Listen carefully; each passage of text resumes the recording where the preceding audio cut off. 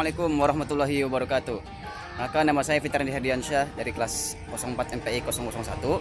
Saya akan melakukan observasi dan wawancara di SMA Negeri 10 Kota Tangerang Selatan, sekolah saya dulu. Terkait dengan sistem PPDB. PPDB yaitu penerimaan peserta didik baru, dan ini sekolah saya udah jauh berbeda dari saya dulu, nggak ada begininya. Oke. Teman-teman, saudara-saudara dan dosen-dosen diperkenalkan untuk melihat dan menonton sampai habis. Langsung cek itu.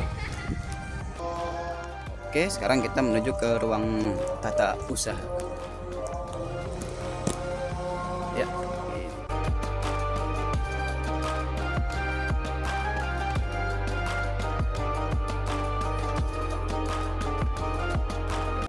Baik, teman-teman, saudara-saudara, dan para dosen, saya sekarang bertemu dengan Pak Fatur selaku petugas staf tata usaha di sekolah SMA Negeri 10 Kota Tangerang Selatan, sekolah saya dulu. Dan kali ini saya akan langsung mewawancari beliau terkait dengan sistem PPDB atau penerimaan peserta didik baru yang ada di SMA Negeri 10 Kota Tangerang Selatan ini. Baik, langsung aja ya Pak Fatur ya. Ya, boleh. Pertanyaan pertama ya Pak. Ya. Kan sistem PPDB ini sekarang udah memasuki zamannya online ya. Jadi nggak harus daftar ke sekolah dan juga harus bisa daftar lewat rumah sambil rebahan juga bisa ya Pak. Nah, Ya, betul. dengan demikian pertanyaannya, kemudahan apa aja nih yang ditawarkan oleh sistem PPDB online ini? Kemudahan apa saja? Kemudahannya itu banyak. Yang pertama, kalau dari kemudahan ya, yaitu salah satunya yang tadi, peserta tuh bisa daftar mandiri di rumah online, bisa lewat HP, bisa lewat komputer. Kan karena online juga dia bukanya 24 jam, nggak harus nunggu sekolah buka kalau online gitu, nggak harus jam kerja, jadi malam bisa, siang bisa. Terus berkas-berkasnya tuh mereka sebenarnya ngupload sistemnya, jadi kayak kartu keluarga tuh diupload, nggak harus diserahin ke sekolahan. Jadi pertanyaan kedua ya Pak, Ya. dalam sistem PPDB ini adakah kendala yang terjadi Pak dalam sistem PPDB online ini? Terus kalau misalnya ada kendala, itu kira-kira bagaimana mengatasi permasalahan tersebut? Kendala kalau dari peserta ya, itu ada aja. Kadang ada peserta yang kan dia narik data dari misalkan dari SMP ke mau masuk SMA. Iya. Nah, biasanya tuh sama vendornya data SMP-nya tuh ditarik dari data-data lulusan SMP. Nah, kadang ada data siswa SMP yang nggak lulus di SMP Banten, itu nggak ada datanya, jadi harus di input manual gitu. Itu kalau dari peserta. Terus juga kalau dari operator sekolah, kadang kalau sebelumnya tuh kendalanya server error ya, 503 kayak kuat gitu, 404 ya, jalan 404. gitu. Nah, itu kalau dari operatornya. Terus kalau kendala dari aplikasi ya itu sih kalau yang agak mengganggu ya. Baik. Terus kalau misalnya kendala udah terjadi, kalau misalnya kendalanya dari pihak sekolah ini, apakah ada evaluasi? Terus bagaimana evaluasi yang dilakukan gitu Pak? Terus kalau gitu siapa yang tanggung jawab? Kalau tanggung jawab kan yang penyelenggara PPDB ya. Iya, baik. Ya kan. Terus yang penyelenggara ketuanya dari provinsi. Nah, kalau ada evaluasi ada tuh. Iya. Pas kayak tahun 2021 kalau nggak salah.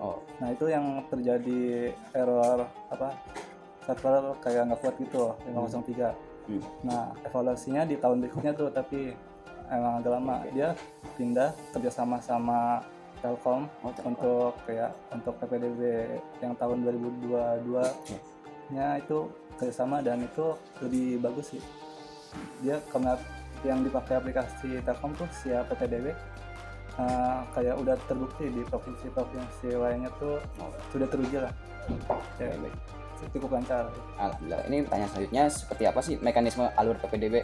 Alur besarnya tuh dimulai dari peserta PPDB daftar masing-masing di rumah secara online. Terus selanjutnya operator sekolah tuh memverifikasi apa yang sudah diupload oleh peserta calon PPDB-nya, ya calon peserta didik gitu. Nah, terus kalau udah terverifikasi tuh mereka muncul di urutan seleksi. Gitu. Ya, nah mereka tinggal tunggu tuh sampai akhir jadwal pendaftaran, Ya. terus pengumuman. Nah kalau namanya masih ada di list urutan itu, ya mereka tinggal daftar ulang. Oh gitu, baik Pak.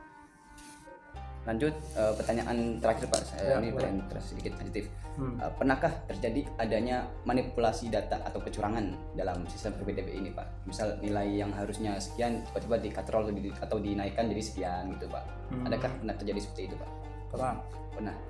Pernah. Ya, bilang aja pernah. Jadi itu kalau yang kemarin lebih ke titik sih, bukan nilai titik koordinat. Kan kalau Jonas kan kayak titik koordinat. Koordinat rumah ya Pak? Iya, mereka nitikin sendiri tuh masing-masing. Kalau yang dia pakai HP terus GPS-nya diaktifin, terus klik tombol lebih akurat.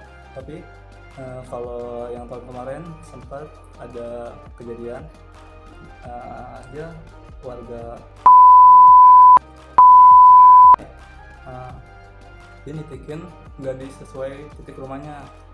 Nah dia ketahuannya muncul dari ada kayak tetangganya ngomong ini kok dekat banget jaraknya dari di list seleksi itu. Nah habis itu baru kami cek ulang kita tandain semua yang di wilayah. Nah kita survei tanya-tanya ke penduduk sekitar. Iya, turun langsung gitu. Iya. Oh gitu. Iya, di titik yang anak tersebut. Nah, ternyata nggak ada. Nah, itu baru dicari titik rumahnya di mana, nanya-nanya tuh sampai ke RT-nya. Dia kan selain titiknya juga ada alamat yang dia input RT RW-nya. Nah, tanya aja ke RT-nya. Di sini rumahnya di mana misalkan si A. Oh, di sana. Nah, baru kita update titiknya sesuai dengan apa yang kita survei. Gitu. Iya. Nah, terjadi Kemarin tuh. kecurangan ya. Iya. Tahun kemarin 2024 ya? Iya, 2024. Baru. Baik, demikian wawancara saya Fitran Diahdiansyah dari kelas 04 MPI K 001 bersama dengan Pak Fatur selaku staf TU Tata Usaha dari SMA Negeri 10 Kota Tangerang Selatan. Semoga apa yang beliau sampaikan bermanfaat dan juga terima kasih atas waktunya Bapak Fatur. Mohon maaf mengganggu kalau ada tugas Pak. Sekian dari saya. Nanti akan dilanjutkan di sesi tanya jawab di kelas. Terima kasih. Wassalamualaikum warahmatullahi wabarakatuh.